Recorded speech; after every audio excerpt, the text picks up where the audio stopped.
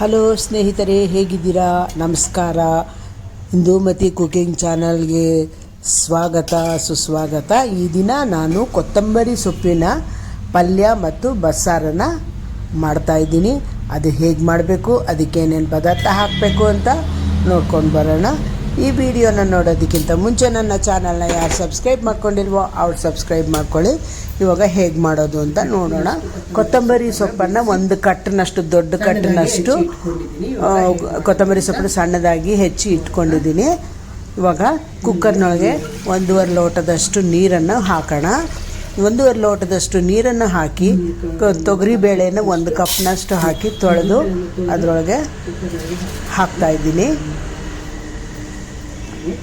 ಮತ್ತು ಕೊತ್ತಂಬರಿ ಸೊಪ್ಪು ಹೆಚ್ಚಿರೋದನ್ನು ಕೂಡ ಅದಕ್ಕೆ ಹಾಕಿ ಕುಕ್ಕರ್ ಮುಚ್ಚಳನ ಮುಚ್ಚಿ 3 ವಿಷಲ್ ಬರೋವರೆಗೂ ಬಿಡೋಣ. ಇವಾಗ 3 ವಿಷಲ್ ಬರ್ತಾಯಿದೆ. ಅದು ತಣ್ಣಗಾಗೋದ್ರೊಳಗೆ ಮಿಕ್ಸಿಗೆ ಖಾರ ರುಬ್ಕೊಳ್ಳೋಣ. ಒಣಮೆಣಸಿನ್ಕಾಯಿ 4, ಬ್ಯಾಡಗಿ ಮೆಣಸಿನ್ಕಾಯಿ 4 ಮತ್ತು ಹುಣಸೆ ಹಣ್ಣು ಒಂದು ಸ್ವಲ್ಪ, ನಿಂಬೆಹಣ್ಣಿಗೆ ಸ್ವಲ್ಪ ಜಾಸ್ತಿ ತೊಗೊಂಡು ನೀರು ಹಾಕಿ ನೆನೆಸಿಟ್ಕೊಳ್ಳೋಣ. ಇಲ್ಲಿ ಮೆಣಸಿನ್ಕಾಯಿನ ಹುರ್ಕೊಳ್ತಾ ಇದ್ದೀನಿ. ಹುರಿದಿದ್ದಾದಮೇಲೆ ಮಿಕ್ಸಿಗೆ ಹಾಕೋಬೇಕು. ಧನಿಯಾ 1.5 ಟೀ ಸ್ಪೂನ್ನಷ್ಟು ಧನಿಯಾ ಹಾಕಿ, ನಂತರ ಆ ಮೆಣಸಿನ್ಕಾಯಿ ತೊಗೊಂಡಿದ್ದೀನಲ್ಲ ಅದನ್ನು, ಮೆಣಸಿನ್ಕಾಯಿ ಮತ್ತು ಬ್ಯಾಡಗಿ ಮೆಣಸಿನ್ಕಾಯಿ ಅದನ್ನು ಕೂಡ ಹಾಕಿ, ಕೊಬ್ಬರಿಯನ್ನು ಹಾಕಿ ಮಿಕ್ಸಿಗೆ ಹಾಕ್ಕೊಂಬರ್ಬೇಕಾಗುತ್ತೆ. ಇವಾಗ ಮಿಕ್ಸಿಗೆ ಹಾಕ್ಕೊಂಡು ಬಂದಿರೋದು ಆದಮೇಲೆ ಅಷ್ಟೊತ್ತಿಗೆ ಇಲ್ಲಿ ಕುಕ್ಕರು ತಣ್ಣಗಾಗೋಗಿರುತ್ತೆ. ಅದನ್ನು ತೆಗೆದುಬಿಟ್ಟು, ಮುಚ್ಚಳನ್ನು ತೆಗೆದುಬಿಟ್ಟು ರುಬ್ಬಿರುವ ಖಾರವನ್ನು ನಾವು ಹಾಕಬೇಕಾಗುತ್ತೆ. ರುಬ್ಬಿರೋ ಖಾರನ ಅದಕ್ಕೆ ಹಾಕಿ ಚೆನ್ನಾಗಿ ಮರಳಿಸ್ಬೇಕು. ರುಬ್ಬಿರೋ ಖಾರ ಹಾಕಿ ಅದಕ್ಕೆ ಹುಣಸೆ ಹಣ್ಣು ಕಿವುಚಿ ಇಟ್ಕೊಂಡಿದ್ದೀನಲ್ಲ ಅದನ್ನು ಕೂಡ ಅದಕ್ಕೆ ಹಾಕಿ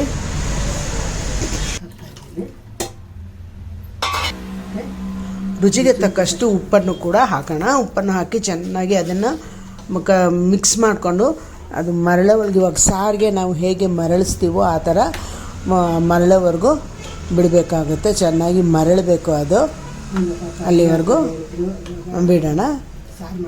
ಇವಾಗ ಚೆನ್ನಾಗಿ ಮರಳ್ತಾ ಇದೆ. ಅದನ್ನು ನಾವು ತೂತಿರುವ ತಟ್ಟೆಗೆ ಅದನ್ನು ಬಗ್ಗಿಸ್ಬೇಡ. ಸಾರನ್ನ ಮರಳ್ತಾ ಇರೋ ಸಾರು ಅದಕ್ಕೆ ಬಗ್ಗಿಸ್ಬೇಕಾಗುತ್ತೆ. ಮತ್ತು ಈ ಕಡೆ ಬಾಣಲಿಯನ್ನಿಟ್ಟು 1-2 ಟೀ ಸ್ಪೂನ್ನಷ್ಟು ಎಣ್ಣೆಯನ್ನು ಹಾಕಿ, ಅದು ಎಣ್ಣೆ ಕಾದ ನಂತರ ಸಾಸಿವೆ ಕಾಳು ಹಾಕೋಣ. ಸಾಸಿವೆ ಕಾಳು ಪಟ್ಪಟ ಅಂತ ಸಿಡ್ದಿದ್ದಾದಮೇಲೆ ಕರಿಬೇವಿನ ಸೊಪ್ಪು, ಒಂದೇ ಒಂದು ಒಣಮೆಣಸಿನ್ಕಾಯಿ ಚೂರನ್ನು ಹಾಕಿ, ಬೆಳ್ಳುಳ್ಳಿನ ಸ್ವಲ್ಪ ಹಾಕ್ತೇವೆ, 1 ಎಂಟತ್ತು ಬೆಳ್ಳುಳ್ಳಿ ಹಾಕಿ ಮಗ್ಗಿಸ್ಕೋಬೇಕು. ನಂತರ ಈರುಳ್ಳಿಯನ್ನು ಕೂಡ ಹಾಕಿ ಫ್ರೈ ಮಾಡ್ಕೊಳ್ಳೋಣ. ಅದು ಚೆನ್ನಾಗಿ ಫ್ರೈ ಆದ ನಂತರ ಅದಕ್ಕೆ ಬಗ್ಗಿಸ್ಕೊಂಡಿರೋ ಸೊಪ್ಪನ್ನು ಹಾಕಬೇಕಾಗುತ್ತೆ. ಇವಾಗ ಸೊಪ್ಪು ಹಾಕ್ತಾಯಿದ್ದೀನಿ, ಒಂದು ಅರ್ಧ ಅದಕ್ಕೆ ಹಾಕ್ತೀನಿ.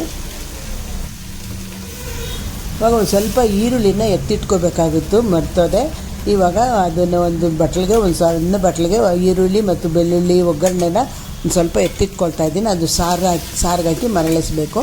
ಇವಾಗ ಅದು ಬೆಂದಿರುವ ಸೊಪ್ಪು ಮತ್ತು ಬೇಳೆ ಎಲ್ಲವನ್ನು ಹಾಕಿ ಚೆನ್ನಾಗಿ ಮಿಕ್ಸ್ ಮಾಡ್ಕೋಬೇಕು. ಚೆನ್ನಾಗಿ ಬಿಸಿ ಆಗೋವರೆಗೂ ಮಿಕ್ಸ್ ಮಾಡ್ಕೋಬೇಕು.